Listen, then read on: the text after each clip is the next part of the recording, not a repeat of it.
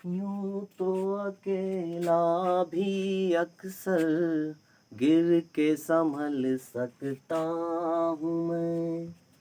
जी हाँ, आप बिल्कुल अकेले हैं तो नो प्रॉब्लम, आप अपने आप को खुद संभाल सकते हैं।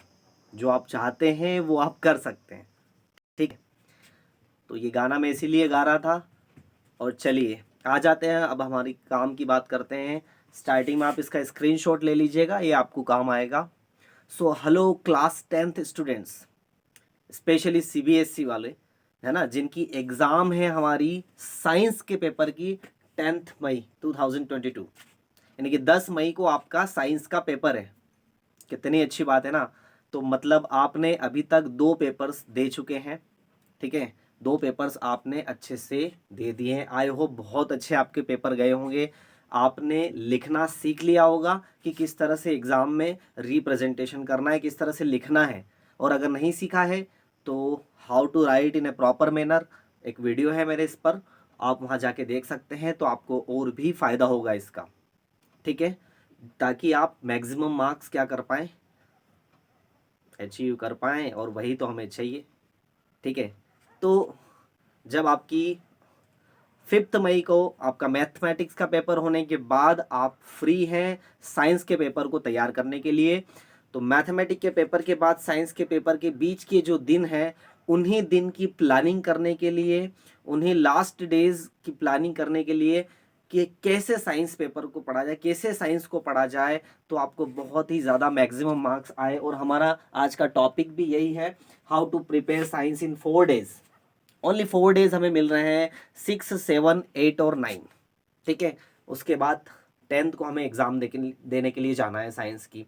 तो उसी की मैं बात कर रहा हूँ, ध्यान से सुनिएगा। हम एक प्लान करते हैं 4 डेज का, लास्ट 4 डेज स्ट्रेटजी का एक प्लान करते हैं जो आप सबको बहुत ही बेनिफिट देने वाला है। ठीक है, तो आइए हम बात करते हैं कि किस तरह से आप 5 तारीख को, 5 मई को आप मैथमेटिक्स का पेपर देकर थोड़ा आराम कीजिए। बढ़िया, नो प्रॉब्लम।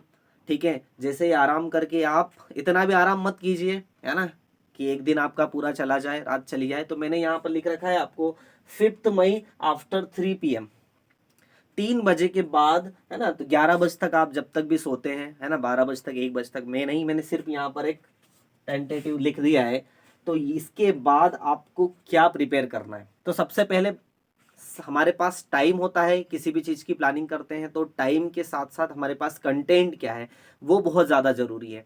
तो कंटेंट हमारे पास, मैं आपको बता दूं, आपके पास 7 चैप्टर्स हैं साइंस में, है ना, सेकेंड टर्म एग्जाम के लिए।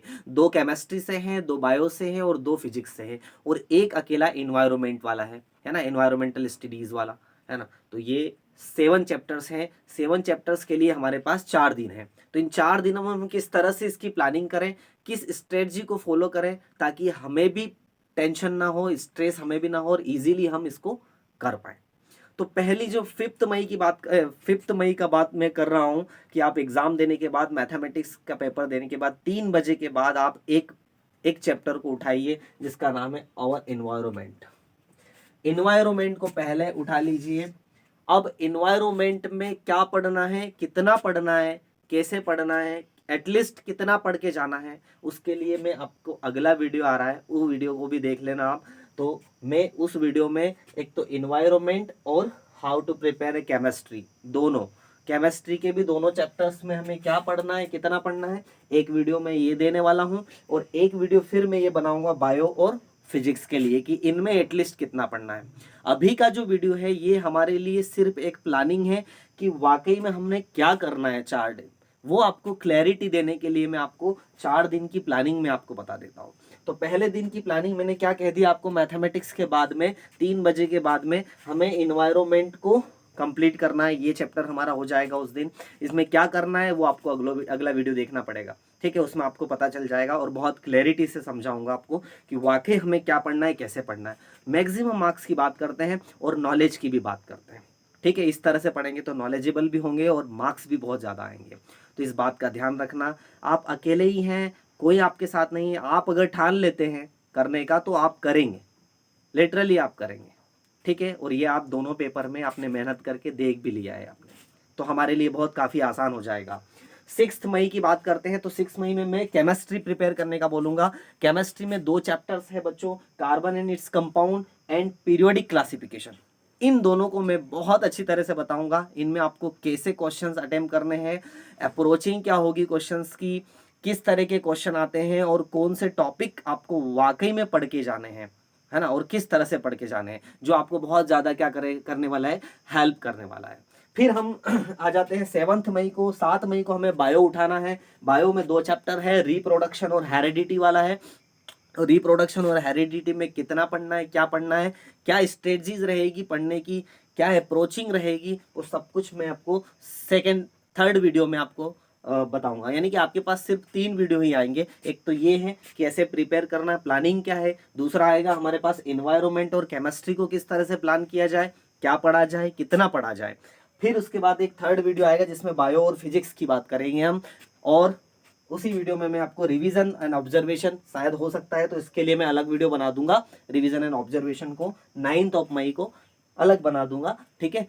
तो यहाँ से 3 या 4 वीडियो आ सकते हैं मैक्सिमम, ठीक, इतना ध्यान रखिएगा। अब हमारे पास आ जाता है बायो। बायो में रिप्रोडक्शन एंड हेरिडिटी, ये हमें 7 मई को ख़त्म कर देना है। 24 घंटे होते हैं बच्चों, मैं आपको ज़्यादा नहीं पढ़ने को बोलूँगा। मैक्सिमम टू मैक्सिमम 8 आवर्स पढ़ने को मैं आपको बोल रहा हूँ। टाइम मैं आपको बताता हूँ, 8 आवर्स में हो जाएगा हमारा काम। 8 घंटे भी यदि हम पढ़ते हैं तो आराम से हो जाएगा, ठीक। सभी तरह के बच्चों को सभी तरह के बच्चों को हो जाएगा, जो अच्छा पढ़ते हैं, कम पढ़ते हैं, है ना। थोड़ा सा सारे लेवल्स के बच्चों का 8 आवर्स काफ़ी होता है टाइम, ठीक। फिर लास्ट आ जाता है 8 मई को हम फिजिक्स पढ़ने वाले हैं। फिजिक्स में क्या, कैसे, किस तरह के क्वेश्चंस, किस तरह के न्यूमेरिकल्स, क्या क्या फॉर्मूलेज याद रखने हैं, कौन से पे ध्यान रखना है, क्या हमें फ़ायदा कर सकता है एग्जाम में, वो हम देखेंगे। मैग्नेटिक इफेक्ट्स ऑफ करेंट में इसमें कौन कौन से एटलीस्ट इंपॉर्टेंट टॉपिक्स हैं जिसको हम कंसिडर करके जाएं और मैक्सिमम मार्क्स लेके आएँ। 9 मई को हमें रिवीजन करना है। रिवीजन भी मैं आपको एक ट्रिक बताऊंगा कि किस तरह से रिवीजन किया जाए, कैसे किया जाए। एंड फिर हमें ऑब्जर्व करना है कि हम कितने पानी में है ना। हम नदिया में तो उतर चुके हैं, पर हमें ये भी तो पता होना चाहिए कि पानी कहाँ तक है ना। यहाँ तक है पानी, यहाँ तक है, कितने पानी में है। क्योंकि ये पानी में अगर पता चल गया आपको, तो आपको क्या पता चलेगा, एक क्लैरिटी पता चलेगी। और क्लैरिटी जितनी ज़्यादा होगी उतना ज़्यादा आप अवेयर होंगे एग्ज़ाम को लेकर, और उतना ही अच्छा आप पेपर दे के आएंगे। सो आपको कैसा लगा प्लान, ये कमेंट सेक्शन में आप बताइएगा। और जो कुछ प्रॉब्लम हो तो कमेंट सेक्शन में आप क्वेश्चन पूछ लीजिएगा, है ना, मैं आपके लिए अवेलेबल हूँ। लेकिन हमें साइंस के पेपर को बहुत अच्छे तरीके से दे के आना है, बिकॉज ये मोस्ट ऑफ द स्टूडेंट का बहुत प्रॉब्लम होता है साइंस को। लेकिन हम साइंस को बहुत ही एक सिंपल बना देंगे और बहुत अच्छे तरीके से हम इसको प्रिपेयर करके जाएंगे। आई होप आप सब लोग भी करेंगे। आपके 2 पेपर बहुत अच्छे गए होंगे, मैं ऐसी आशा करता हूँ, और साइंस का बहुत अच्छा जाए, इसलिए हम ये एक हेल्प कर रहे हैं आपके लिए। So wish you all the very best and thank you so much for watching. Share कीजिए इसको, ज़्यादा से ज़्यादा बच्चों के पास पहुँचेगा, हेल्प होगी, और आपको भी लगेगा कि आप भी एक वैल्यूएबल इन्फॉर्मेशन आप क्या कर रहे हैं, शेयर कर रहे हैं। तो ये एक आपकी भी रिस्पेक्ट का सवाल है। So thank you so much बच्चों। Okay, bye bye.